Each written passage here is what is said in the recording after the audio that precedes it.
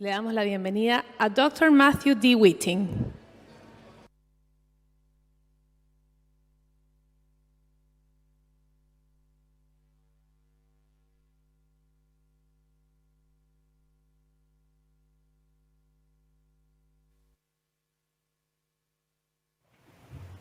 Hola y buenas tardes a todos. Hi and good evening, everyone. I'm Matthew Whiting from Washington State University. I'm sorry I cannot be there with you. Maybe. I'm happy to be participating in this 10th anniversary of the PEC conference and truly regret not being able to be there. I'm going to be giving you a short update on some of the work that we've done with really a singular focus in the last 10 years or so in my program for matching biology and incorporating technology as we think about orchards for the future. This concept of robot-ready orchards is a phrase that's been used a lot in the last few years, and indeed there is significant funding towards developing robotic harvest systems, not for cherries. But it's quite intuitive, though, that if you were to introduce a robotic system into these older architectures that are extraordinarily complicated and difficult to understand, even for humans, that this would lead to great failure. As a result, in my research and extension program, we have been building and designing orchard architectures and systems that will readily incorporate automation and mechanization tools, such as you see in this photo, the UFO architecture, which is comprised of repeated vertical upright offshoots that lack lateral branching. So you may ask yourself at the beginning, why are we focused on mechanization? And there are very simple answers to that question. The first of which, of course, is that the production of sweet cherries is expensive. It is among the most labor-intensive of the temperate tree fruit crops, and that's because traditionally cherries were grown to be larger trees, and of course the fruit is particularly small. So that combination leads to labor inefficiencies, especially as they relate to harvest, but also to pruning. In addition to that, cherry is grown to many different architectures around the world, and I would argue that most of these architectures and these canopy systems are rather complicated in their rules for pruning and training and establishment. In addition to this, we're very interested in improving labor safety and labor efficiency. So this is why we have partnered with agriculture engineers really in earnest over the last 10 to 12 years in my program to try to incorporate both the biology, the physiology, the horticultural developments in concert or combination with developments of automation and mechanization technologies. So I'm going to look at this in a chronological sense and describe to you what we see as the opportunities for mechanization. It begins perhaps with the dormant pruning process. I will share some results that we've also looked at pruning in the pre-harvest window. And then we've also been shifting to an emphasis of post-harvest summer pruning. And I'll provide some short examples of where we see there being opportunities to incorporate mechanization there. There are also tools that can be utilized right now commercially available for thinning, and these range from a non-selective process to handheld units that are selective in their operation. I won't be discussing any of our work in this area though. I'm going to finish by talking about some work that we've done for mechanization or mechanical or artificial pollination.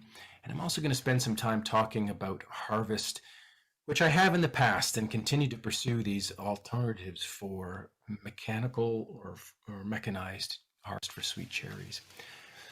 But I want to begin with pruning. Sí, vamos a empezar con Now, la as you poda. watch this expert pruner cutting a sort of a modified steep leader architecture here. This is from a field day that we had about 10 years ago now. We're interested in understanding these processes because pruning represents the second greatest expense for sweet cherry growers in Washington State. And I would argue to you that pruning is a more difficult process than harvesting. If every one of us went out and tried to prune that particular tree that you're looking at, there would be no way we will prune similarly. Each one of us is going to have different interpretations of the tree, of the vigor, of the types of cuts that need to be made, and where those cuts need to be made. Now, as this video wraps up, it's been about 71 seconds, and if you count the cuts, there actually were 66 pruning cuts made in that time. So that's just about one pruning cut per second, which is very fast. Now, of course, all of these cuts have been made from the ground, and of course, the next step would be to utilize the ladder and prune the upper portions of the tree. But as you've watched that, I would question you, what were the rules that this particular person was following? How could you explain that pruning process to somebody else, to a pruning crew? The second question is, how would you follow up? How would you determine after pruning 10, 12, 20, or 50 trees whether or not there has been a consistency in those rules and adopting those rules? And lastly, a bit of a rhetorical question, but what were the opportunities to mechanize that process? I would suggest to you that, of course, there are very few. I want to share with you a few videos now of mechanical pruning, the first of which is one that I took a few years ago in Tasmania as the grower was topping each of these KGB trees. This is a fast process and one that they were readily adopting a mechanical solution to. You can tell that this is benefits being particularly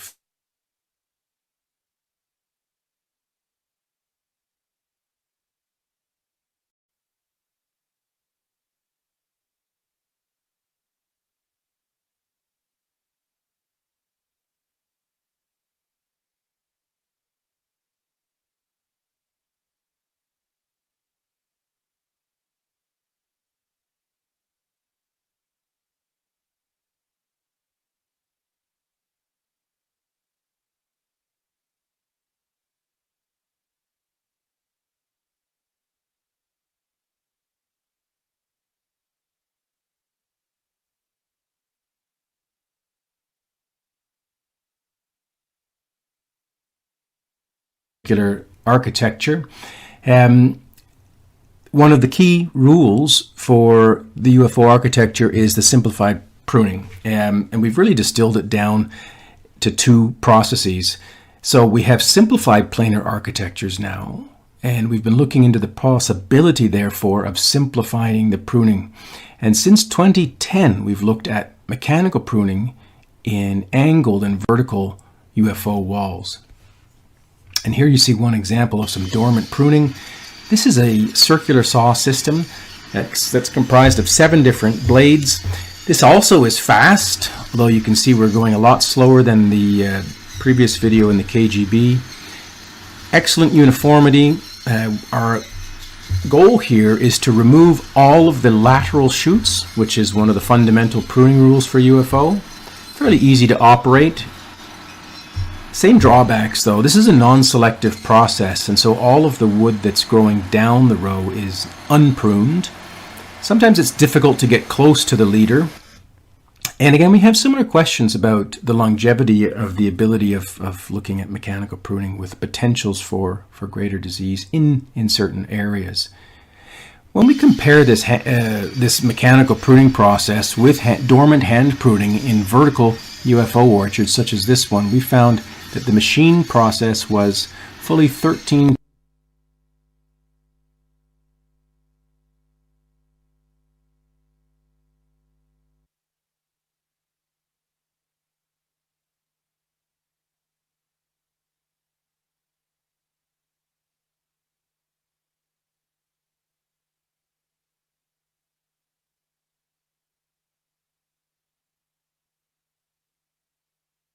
times faster than hand pruning.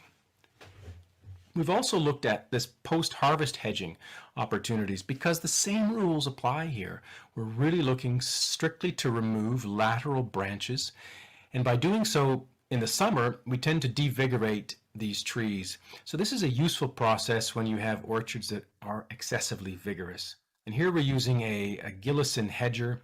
You can see the way that mounts to the tractor in this case as reaches over the cab, and then is sort of suspended from the mechanism that's above the tractor here.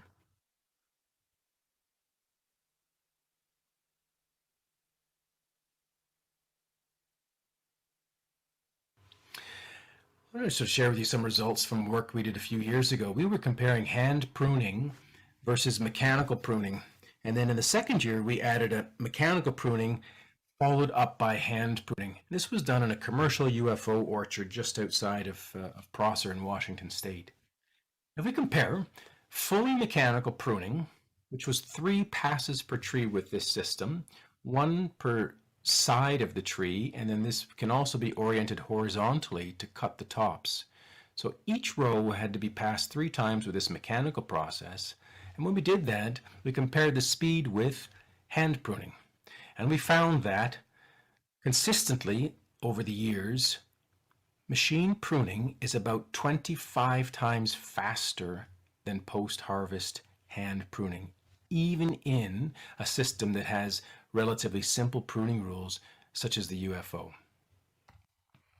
We have also looked at the combination of a fully mechanical pruning with a hand pruning follow-up treatment. And this has been done also in commercial orchards with UFO architecture in a vertical fruiting wall.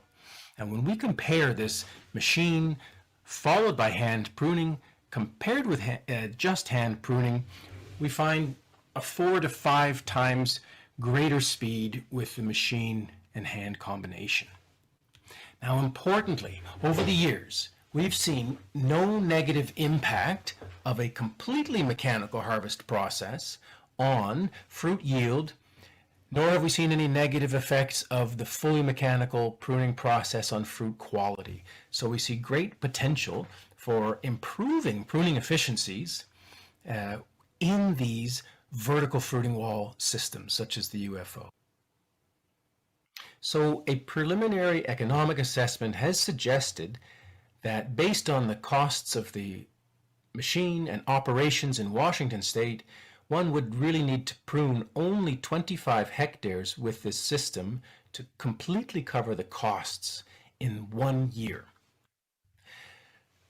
Now, more growers are adopting platforms, and as they utilize platforms for pruning, we believe that that will change the economics of hand pruning, and we see this as an interim step where one can put people on platforms, eliminate the use of ladders, and improve pruning efficiencies.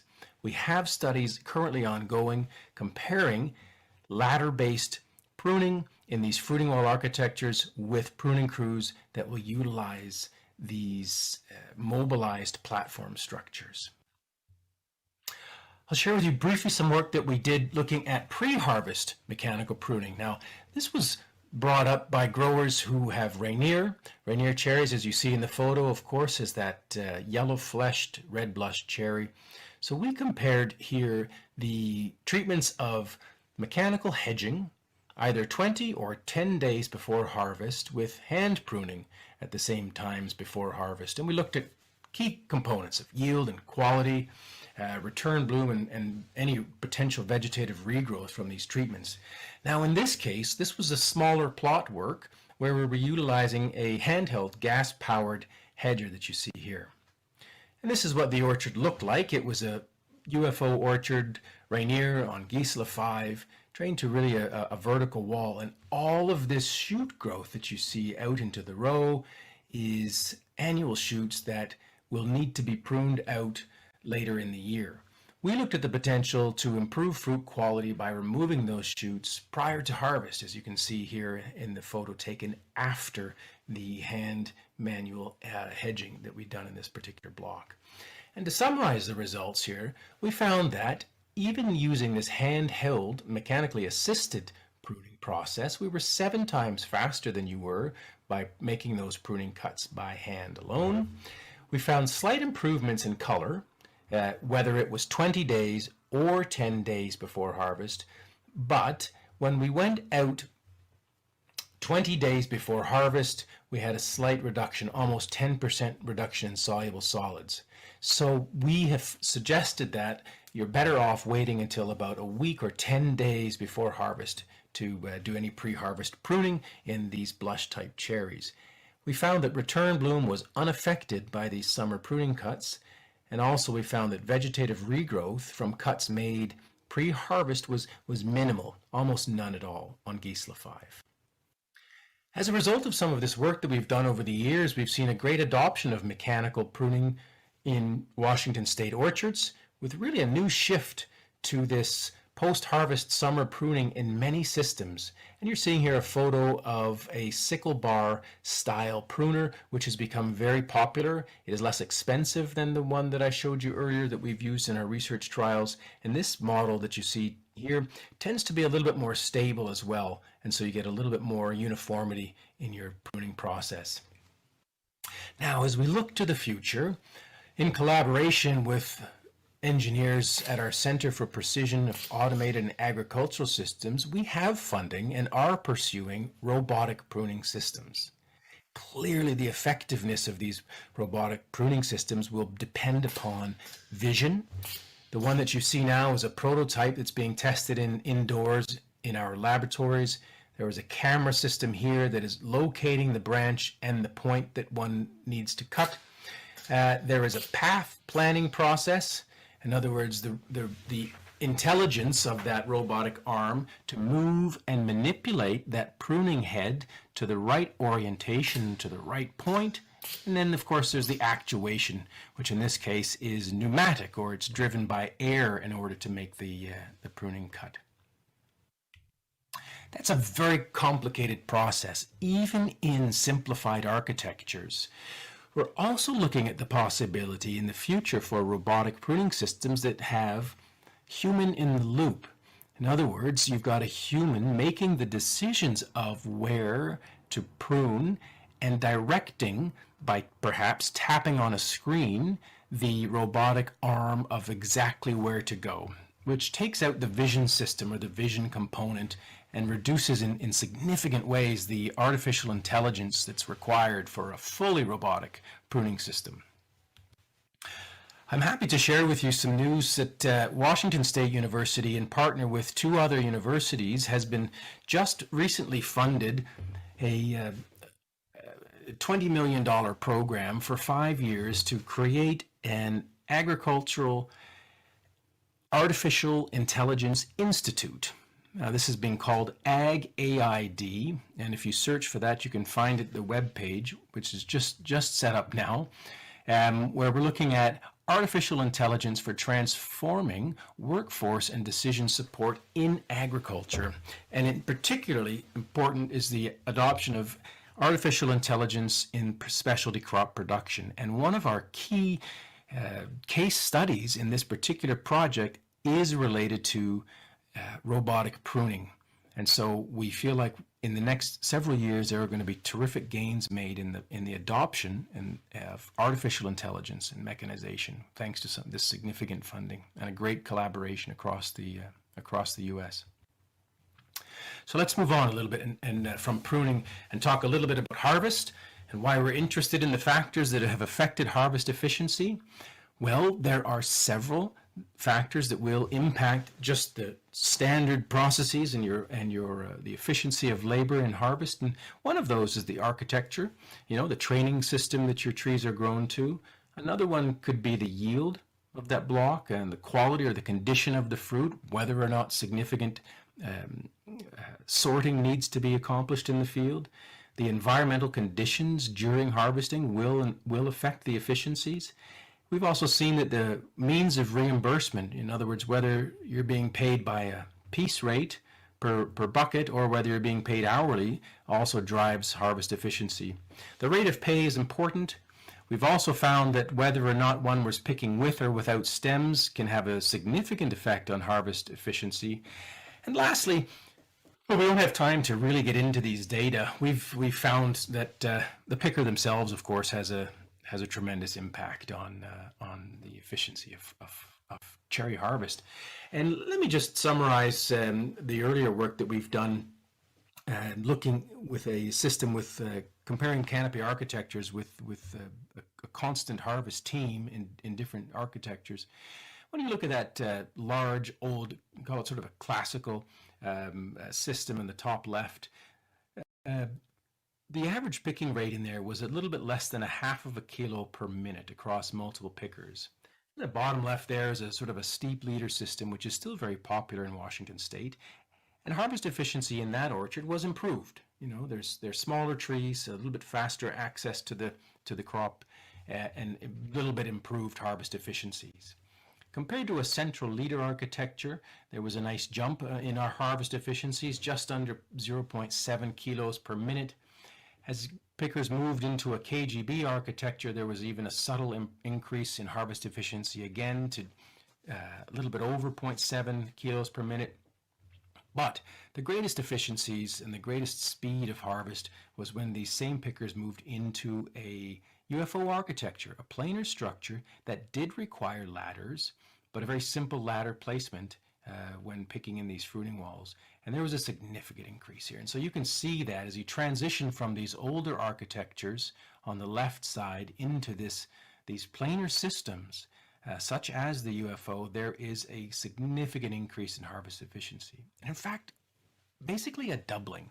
And so as you think about budgeting and the labor needs into the future, if we transition into these architectures, they will greatly reduce labor needs for cherry harvest into the future. And that's just by changing canopy architecture in the way that we prune and train those trees. So we've been looking, now that we understand some of these roles of key factors, well, how do you improve harvest efficiency? And at my research program, we've taken a short and a long-term approach.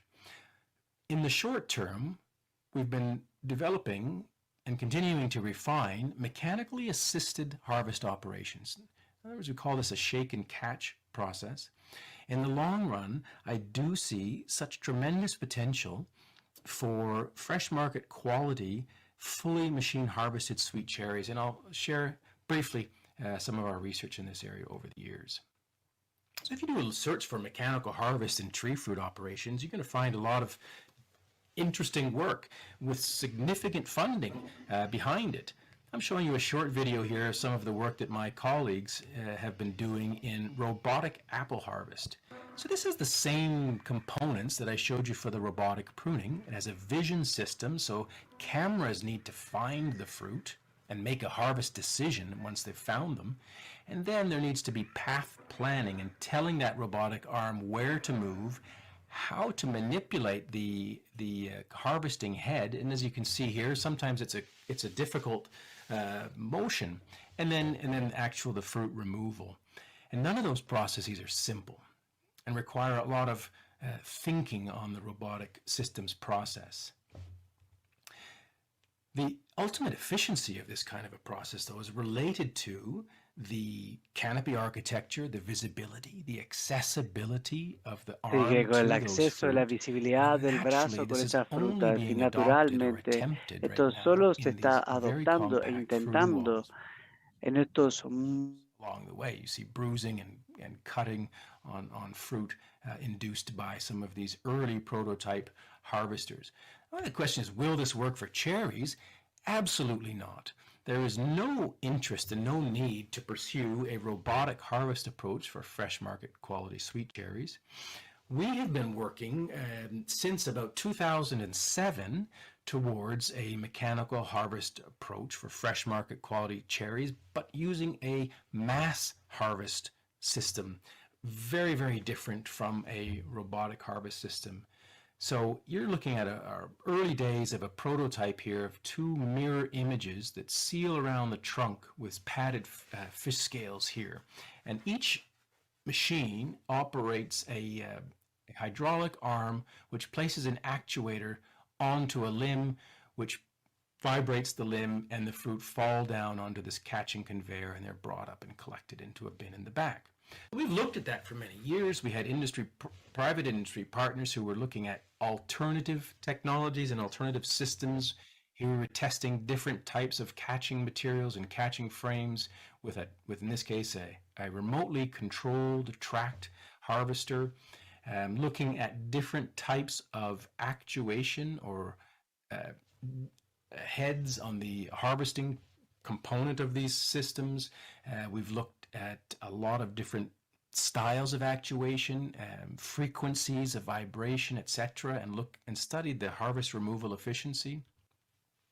As we continue to look for harvest systems and solutions to this challenge for cherry growers, the longer term prospect is, as you see, a fully mechanical system. This requires a Y trellised configuration. You can see that in some of the photos. It was positioned in a Y trellised UFO block. When we have done larger scale trials in these Y trellised UFO orchards, we have recorded a 50-fold improvement in harvest efficiency. That means one person operating one of these machines will pick 50 times more than they would pick if they were carrying a ladder and using a picking bag. Now, a potential or a perceived drawback to this harvest approach is that it harvests stem-free cherries, as you can see here. In the shorter term, we've been pursuing a mechanically assisted shake and catch approach. We're particularly keen on this now because the simple fact that it can be used in almost any architecture that exists. We can work in old trees, we can work in steep leader, central leader, KGB, UFO, etc. And when we do, and use this system at length, and record harvest efficiency or kilos per minute for picking crews, we have found a 3 to 4-fold improvement in harvest efficiency. So what I'm telling you is that we need a third or a quarter of the people that we would require with hand picking immediately. Or that same picking crew could harvest 3 to 4 times more acreage. Again, though, this system does yield stem-free cherries. I wish there was more time to get into the questions that inevitably come up about stem-free cherries, but we'll save that for another presentation. Just to show you a little bit further, this is our concept here. We have battery-powered, modified reciprocating saws where the engineers have fashioned here aluminum hooks that are padded that tend to be V-shaped so they can accommodate limbs of various diameters. And we've been combining these shaking systems with handheld catching frames that are extendable and can collect fruit in the orchard. From these catching frames, the fruit is then transferred into a standard receptacle, standard bin. And again, when we've tried these systems in different architectures, we find 3 to 4 times faster harvest when we utilize these systems, even though we use teams, typically one person with a shaker and at least 2 people with catching frames, because the fruit are harvested so quickly. So the data that we've generated would suggest that somewhere around 3 kilograms per person per minute is what we can accomplish over longer term harvest studies. Yes, and we are picking stem-free cherries. You see here an image of Skeena, which has an excellent potential for stem-free due to the abscission scar that forms, a very nice dry scar. We do not get any tearing or damage around the abscission zone or where the pedicel attaches to the fruit. And so we've done larger scale trials with harvesting, we've done larger scale trials with marketing and promotion of stem-free cherries and found terrific results. Now, if I summarize some of our harvest efficiency studies in a figure here, here's the average speed with hand harvested with stems. So stem on cherries here at a little bit less than 1 pound per minute. When we asked people to pick cherries without stems by hand, they were actually about 80% faster. So a significant improvement just by picking cherries by hand without stems. Now then, when we adopt these mechanically assisted harvest technologies that we call shake and catch, here's where you see truly a significant increase in harvest efficiency, about over 6 pounds per minute. Now, if I incorporate the data that we have collected on that fully mechanical harvest system, it really dwarfs the others. Again, I mentioned to you somewhere in the neighborhood of 50 times faster utilizing a fully mechanical harvest system in a well-trained Y-trellised system for sweet cherries. Which brings up the question about labor supply problems. We've talked a lot about this, and it is a perennial concern for growers around the world. And yet, if we think about improving canopy architectures to these planar systems, we can increase harvest efficiency by double, I've shown you.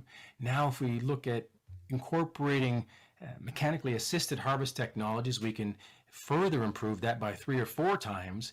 And the potential, the prospect to so dramatically increase harvest efficiency does bring up this question about how important will labor supply problems move into the future as we renovate orchards and adopt new systems and technologies.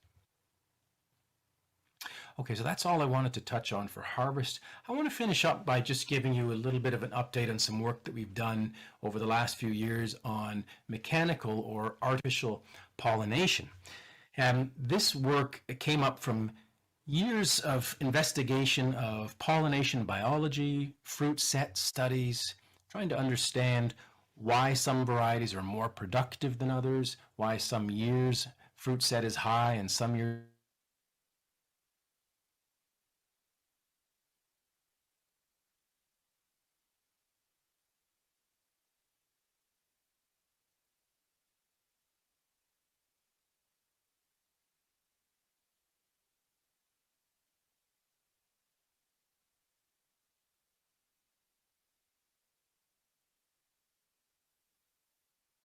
system.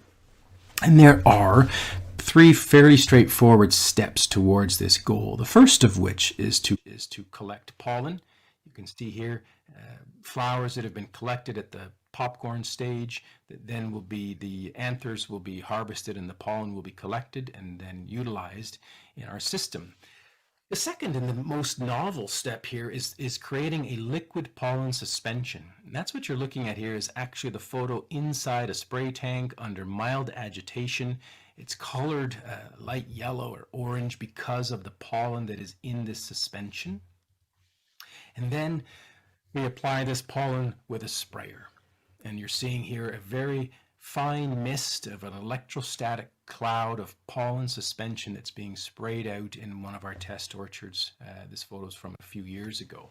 And we've had terrific support for this idea from on-target spray systems. This is an electrostatic sprayer that's manufactured by on-target spray systems. So each one of those particles that is that leaves the nozzles is positively charged, and we feel that's very important for attracting it and having it hit the target of the negatively charged stigmatic surface of the flowers. We've also had terrific support from Furman Pollen Company, who have helped in the provision of pollen for our research trials here. I didn't want to share with you too much data, but just to substantiate some of our field trials over the year, here's one example from 2019. Now, this was a trial that we did with supplemental pollination treatments in a Benton orchard. Those of you who are familiar with Benton will know that it is a self-fertile variety, but often is not as productive as growers would like. So we looked at the potential to increase yield with additional pollination. In this trial, the grower had brought in bees as beehives and did everything normal to try to get a full crop. We went into portions of that orchard and then sprayed on additional pollen in a liquid suspension with the electrostatic sprayer. And so what you're looking at is the treatment of 20 grams of pollen per acre, and in green 40 grams of pollen per acre compared to the control. Each one of these bars is one of our replicate branches where we measured fruit set. And so you can see that over 24 branches, 25 branches, the control are consistently lower. I've just ranked them here from the lowest to the highest across treatments to show that effect, where the green bars with 40 grams per acre were consistently higher, most cases 10 to 12% higher. And that's summarized here in this table, where fruit set of the untreated control was actually quite good at 46, but with our higher rate of pollen, we increased that by 13%, a significant increase in fruit set. Now, as we continue to refine these processes of mechanical or artificial pollination, we have to keep in mind that every time we would come by with a spray tank with this liquid pollen suspension, there's a certain populations of flowers. There are populations of flowers that are open, and there's populations of flowers that are closed. Any application clearly will only affect those flowers that are open. once the flowers are open, there is a limited window of opportunity during which the stigmatic surface is receptive. So our applications of supplemental pollination will only work on flowers that are open and receptive. And thirdly, the supplemental pollination process will only be effective on those flowers that are open, receptive, and had not yet been visited by a pollinator. And so that may represent just a very small percentage of flowers at any moment. So I've indicated here that we feel it's important to pursue replacement pollination, and that's a subject for another presentation, but it's one that we have exciting preliminary evidence for. The ability to fertilize a percentage of flowers with multiple passes with an artificial pollination in the absence of pollinators and pollinizers. So as we think about these future orchards, we feel that there will be blocks that we can fertilize and set a commercial crop without pollinizers and without pollinators. Let me finish then just by describing in a very general term our vision for future orchard systems. We see a need for precision horticulture operations and, importantly, the utilization of mechanization and automation tools for consistent, balanced, and efficient production. And I hope that I've been able to impress upon you the importance of canopy architecture. We're quite convinced in moving towards with planar structures and their ability to adopt mechanization, automation tools so that growers in Washington State can continue to be profitable and competitive in the future. So I'll leave you with my email address here. We have a program Facebook page that you can access by searching for WSU Stone Fruit Physiology as well. Once again, I thank you for the opportunity to participate in the 10th anniversary of the PEC conference. I hope the season is off to a great start for each and every one of you. I will send out also an open invitation for you to visit me at Washington State, and certainly hope that we may be able in the not very distant future to get together again in Chile and walk through your orchards and learn from all the great new developments that you're making and the exciting changes as the cherry production continues to increase in Chile. Thanks very much for your attention.